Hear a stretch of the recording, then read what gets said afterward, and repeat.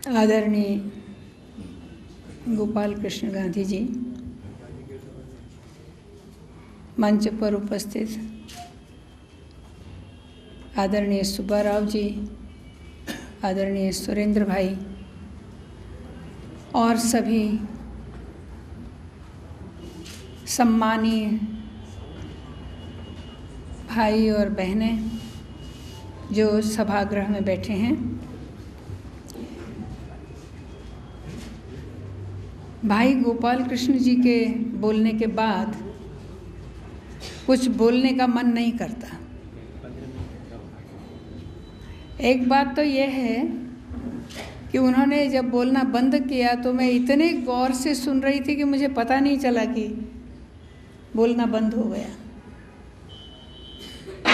इतनी तन्मयता से सुन रही थी और मुझे लगता है कि उन्होंने सही में अपने पूरे भाव को, अपने दिल को उंडेल कर बात कही है।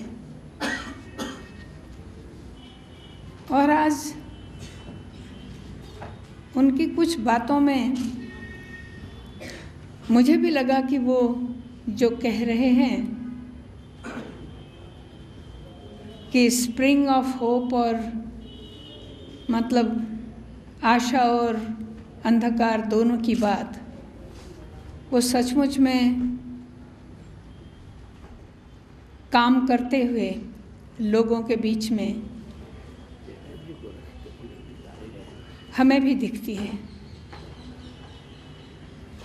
स्प्रिंग ऑफ होप भी दिखाई दे रही है। केवल यही है कि वो इस बहुत बड़े अंधकार में बहुत प्रकाश फैल करके जैसे एक चमक के साथ सामने नहीं आ पा रही है। मैं कल शाम आसाम के कोकराझार क्षेत्र से आई हूँ। BTAD का वो जो इलाका है, जो बोडो टेरिटरी के 4 ज़िले हैं और जो सही में कहो अंधकार के लिए प्रसिद्ध हैं। यहाँ तक कम खबरें आती हैं, फिर भी हम सब लोग जानते हैं कि वहाँ लाशें बिछती रहती हैं, गोलियाँ चलती रहती हैं। लेकिन उस अंधकार में भी प्रकाश की किरण दिखाई देती है। और जैसा कि अभी इन्होंने कहा कि वो 25 साल से नीचे के बच्चे, 24 साल से नीचे के युवा,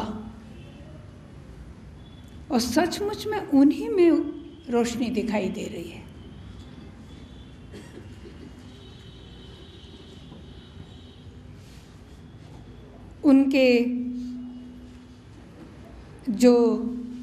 उनके जो बुजुर्ग हैं, उन युवाओं के, उन्होंने तो अनेक संगठन बना लिए हैं जो अपनी अपनी छोटी अस्मिता को बचाने के लिए बंदूक लेके बैठ गए हैं।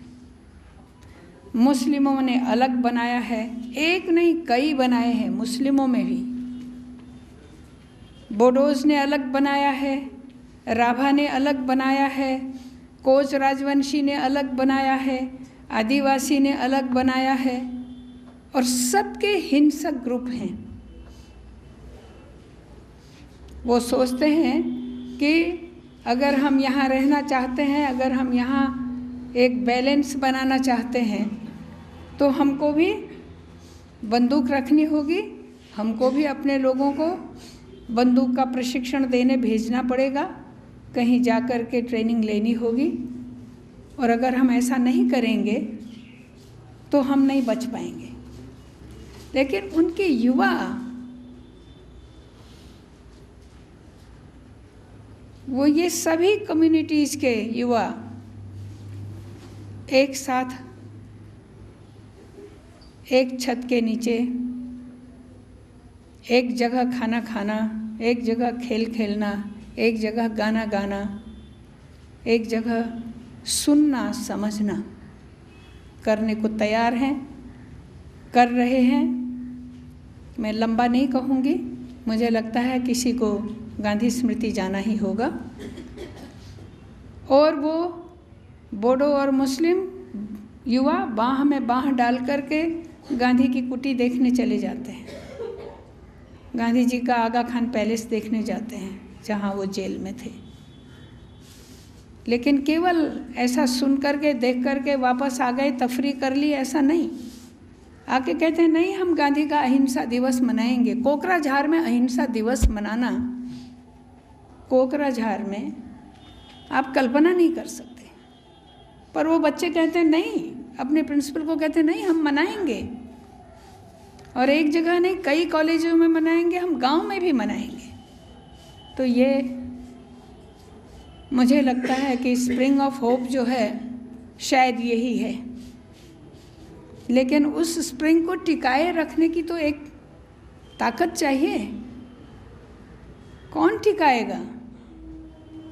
इस सभागार में इतने सारे लोग बैठे हैं, हम उस स्प्रिंग ऑफ होप को रोकने बचाए रखने की कोशिश करेंगे? अगर करेंगे तो वो बचेगी, नहीं तो वो पैदा होगी और मुरझा जाएगी।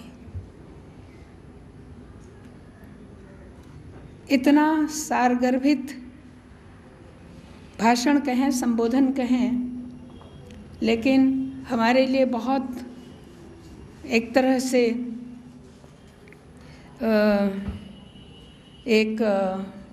क्या कहना चाहिए, एक चुनौती भी गांधी जी ने हमारे सामने रखी है।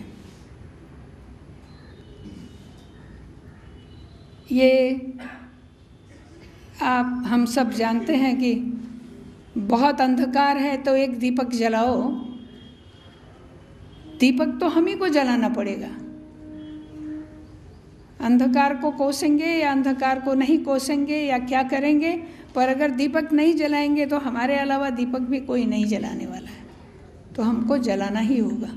हमको माने हम समाज को। तो मुझे आपके संबोधन से ये निश्चित लगता है कि अंधकार के बीच में प्रकाश होता है।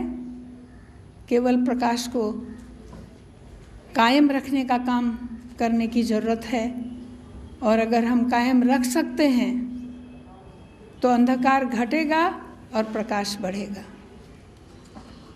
मैं ज़्यादा नहीं बोल सकती अभी क्योंकि समय की बात है, लेकिन मुझे ये जो सार महसूस हुआ है गोपाल कृष्ण भाई के इस संबोधन से, वो मैंने आपके सामने रखा है। धन्यवाद।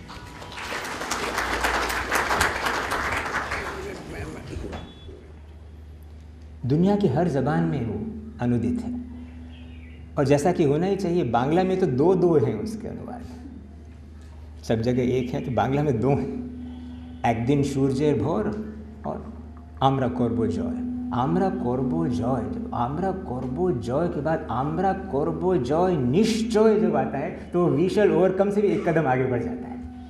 तो स्प्रिंग ऑफ होप नहीं है तो और क्या है। ही लिव्ड टिल 94 और उन्होंने वी शैल ओवरकम बना के दुनिया को दिया, दुनिया को एक बड़ी विरासत में दिया। उससे नहीं, वो अभी 2011 में ऑक्यूपाई वॉल स्ट्रीट जो हुई उस पर वो खुद शामिल थे। पीट सीकर।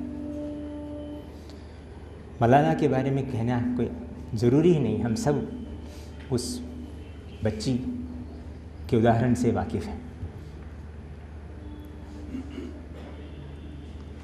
तो शायद ये सवाल हमारे दिमाग में अब आज उठ सकता है कि जो भी मैंने उदाहरण दिए हैं, हिज़ होलीनेस दलाई लामा ज़रूर भारत में हैं, लेकिन वैसे देखा जाए मंडेला, दलाई लामा, ऑंग सान सू ची, मलाला, पीट सीगर, भारत में क्या कोई उस कद का कोई है? तो हम एकदम निराश हो जाएं उससे पहले ये ज़रूर सोचें कि भारत के जनसमूह का 50%, full half of the population of India 25 वर्ष से छोटा है, less than 25 years. This is the world's youngest country in terms of population and one of the oldest in terms of civilizational legacies. तो इसमें स्प्रिंग ऑफ होप नहीं हो, season of light नहीं हो तो और क्या हो सकता है। पर अगर इस लेस देन 25 ईयर्स के पॉपुलेशन को प्रेरित करके अगर आगे किसी को ले जाना है तो वो क्या है या कौन है।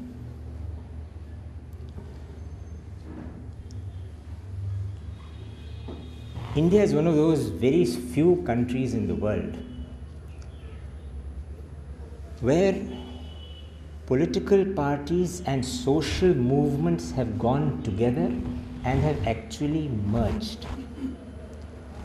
1885 तक कांग्रेस फॉर्म हुई, it was a political party, और पॉलिटिकल पार्टी और भी पॉलिटिकल पार्टीज बन सकती थी और बनी भी। लेकिन आज जिस इंसान की स्मृति में हम एकत्रित हुए हैं, उसने जो सोशल एक मूवमेंट शुरू करी और उस मूवमेंट को पार्टी के साथ जोड़ा, तो एक नया मिसाल हमारे सामने रखा that a social movement need not be on the streets. That we shall overcome is a social and economic and philosophical concept.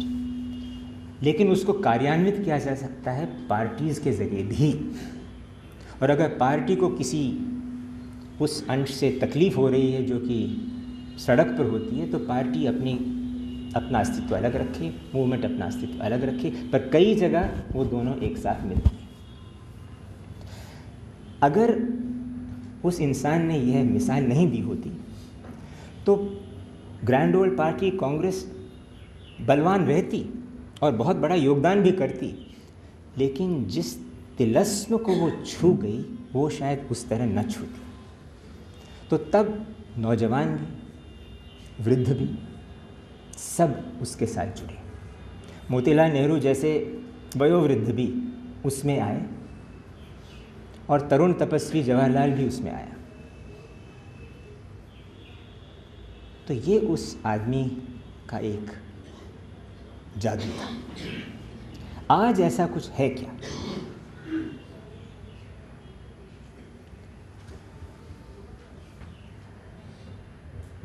इस सवाल के कई जवाब हो सकते हैं। हम जो यहाँ एकत्रित हुए हैं, हर एक के दिमाग में एक अलग सवाल, उसी सवाल का अलग जवाब हो सकता है। लेकिन मैं नहीं मानता कि किसी के भी मन में उस सवाल का एक ऐसा जवाब है कि yes we have a total answer to the problems of India. Gandhi ने भी कभी नहीं कहा था कि he has a total answer to the problems of India. Gandhi के सबसे स्वच्छ अनुयायी जयप्रकाश जी ने हाँ टोटल रिवॉल्यूशन की बात करी थी, पर उन्होंने उसको भावी इतिहास का नाम बताया था। भावी इतिहास हमारा है। उन्होंने ये नहीं कहा कि मैं टोटल हूँ, उन्होंने कहा कि वो लक्ष्य है। पर आज वो जो एक सामूहिक, एक सामग्रिक जो एक बात है जिसको पूर्ण कहा जा सकता है, वो हमें कहीं नहीं मिलती है। न किसी आज के मौजूदा सोशल मूवमेंट में, न कहीं आज के मौजूदा पार्टियों में।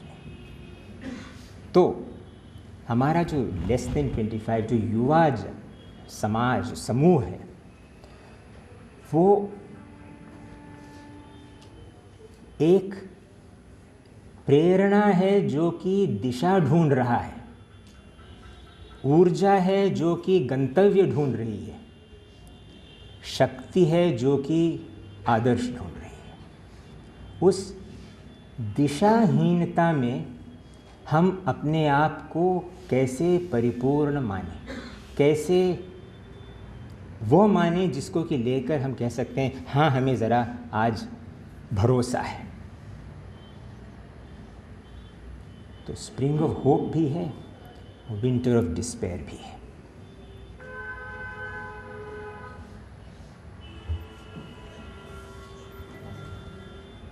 आप सब शायद ये मेरे साथ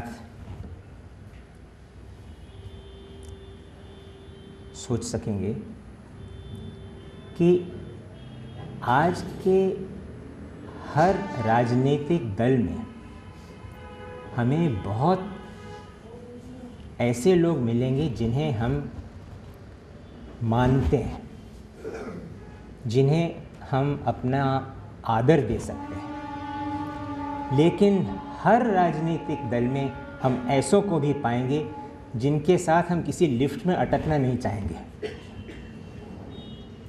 जिनके साथ हम शायद एक कप चाय भी नहीं पीना चाहेंगे।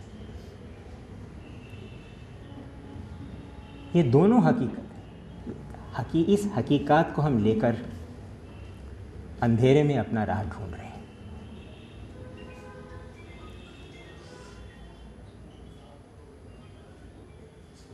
तो अब आज का ज़माना हमें क्या कह रहा है? क्या अपूर्णता को कबूल करना पर्याप्त है? शायद एक मेमोरियल लेक्चर के लिए